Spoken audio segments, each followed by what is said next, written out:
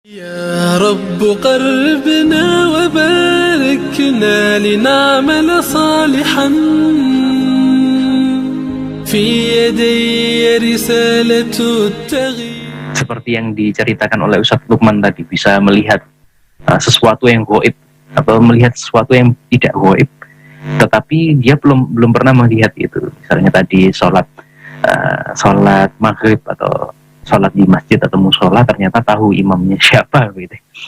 Atau kalau dalam kasus ini orang tersebut yang bekerja sama dengan istilahnya apa, jin yang baru begitu, dia bisa membaca pikiran. Ini cukup mengerikan juga. Saya membayangkan bagaimana kita hanya berdiam diri saja, tidak berinteraksi, ternyata salah seorang saudara kandung kita bisa membaca pikiran kita, apa yang ada di dalam pikiran kita, walaupun kita hanya berdiam diri, tidak menyampaikan sepatah dua patah kata sedikit pun begitu. Nah, dalam hal ini bagaimana, Ustaz?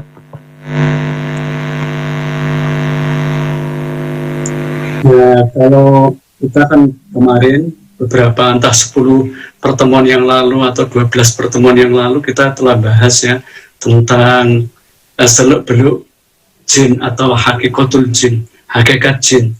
Kan jin itu di situ Rasulullah mengatakan al-jinu salah satu asnaf, bahwa jin itu ada 3 kelompok. Ada yang menetap pindah-pindah, ada jin yang punya sayap yang bisa terbang. Nah, jin yang punya sayap, yang bisa terbang itu biasanya digunakan untuk jin-jin untuk mencari informasi dan berita, yang biasanya dipakai paranormal atau dukun. Itu seperti itu. Nah, kalau di lapangan memang banyak itu. Jadi orang bisa baca pikiran orang, memang ada. Walaupun tingkat kebenarannya tetap nggak mungkin atau 10 tahun atau itu. Nah, kebetulan pada waktu cocok dia ngomong, nah biasanya orang jatuhnya di situ. Orang ini termasuk hebat ya, top ya, gini-gini kok tahu saya, seperti itu. Nah, makanya pada waktu kita seperti kalau kita istiqomah dalam ketaatan, ibadah kita baik, itu tubuh kita oleh Allah akan dihijab sehingga tidak mudah dibaca, ya. Jadi tidak bisa dibaca. Karena di lapangan pada waktu kita itu terjun di dunia ruqyah, apalagi sekelas Nun Sewu yang sudah ditekuni secara profesional. Di situ kalau memang ketaatannya nggak dijaga, bukan kita taat karena kita jadi peruqyah, bukan masalah itu ya. Jadi memang kita mau jadi peruqyah, mau jadi apapun tetap harus takwa kepada Allah. Tapi kalau ketaatan itu tidak dijaga, pada waktu kita nangani kasus-kasus itu banyak yang tembus ke kita. Banyak yang tembus. Bahkan kita banyak sering ditelanjangi nanti. Karena jin itu kadang-kadang ya, bisa membaca pikiran orang. Nah, pada waktu kita terbaca, kamu habis gini ya, apalagi yang dibaca itu sesuatu yang nggak baik, dia pasti malu. Pada waktu malu, wah sudah kalah, udah. Jangan itu, nggak mungkin bisa. Ya, nah, dengan pertolongan Allah, pada waktu kita nangani ya, alhamdulillah, sama Allah ditolong, begitu. Jadi tidak ada pasien-pasien atau apa yang ngomong ABC tentang kita, biasa-biasa saja.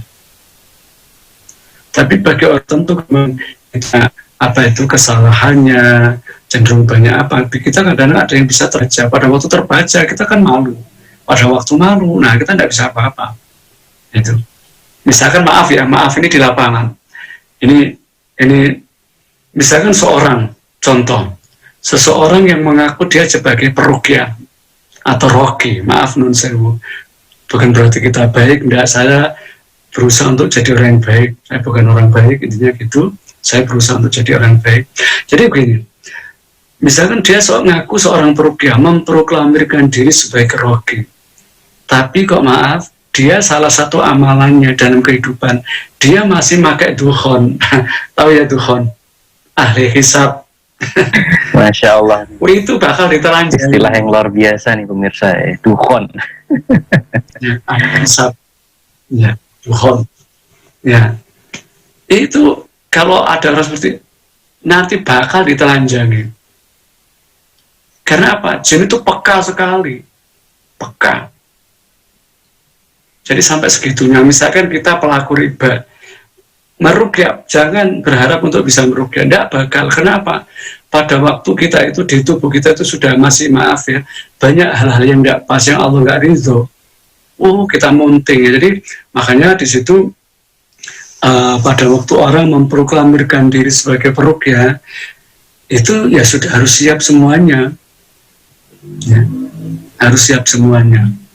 Kan satu orang yaitu tadi berhadapan dengan yang kita tangani sendiri, artinya orangnya itu, karena kan bisa mukul dan sebagainya, itu kan ada trik supaya kita nggak dipukul dan sebagainya. Terus belum lagi omelan dari orang-orang yang kita tangani, itu.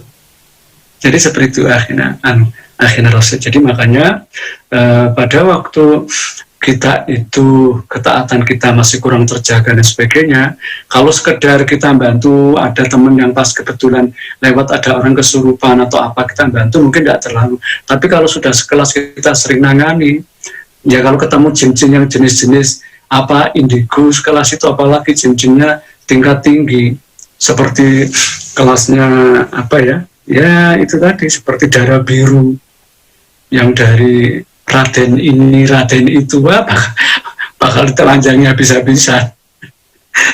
Nah, jadi ruqyah sudah merah, Pak. Udah. Jadi seperti itu. Jadi seperti itu memang di lapangan ada. Makanya dalam ini pentingnya doa. Makanya kata Rasulullah, kenapa kita pakai baju saja, maaf ya ganti baju, maaf melepas celana, melepas apa, itu kita membaca bismillah kan. Kenapa? Supaya aurat kita nggak dibaca sama jin, nggak dilihat. Kenapa kita pada waktu masuk ke kamar kecil kok baca doa? Itu memang syariatnya Rasulullah seperti itu, sebagai bentuk ketundukan, ketaatan kita kepada Rasul, sampai gitu saja kita ikuti, apalagi yang lebih besar. Nah, pada waktu kita mengikuti aturan Rasulullah seperti itu, nanti di kamar kecil kita, aurat kita nggak dibaca, nggak dilihat sama jin. Jadi seperti itu. Jadi kaitannya dengan jin-jin nasab itu kalau apalagi itu, malah kita itu bisa dikudang sama jin. Ya bener, apa bahasanya dikudang, ditimang-timang. Tanding kamu gini ya, kamu gini.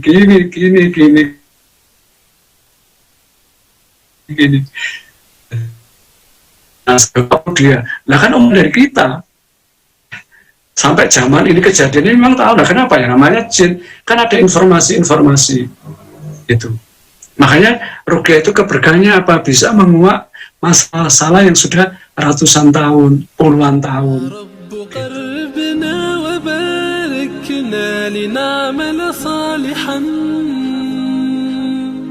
في يدي رسالة التغيير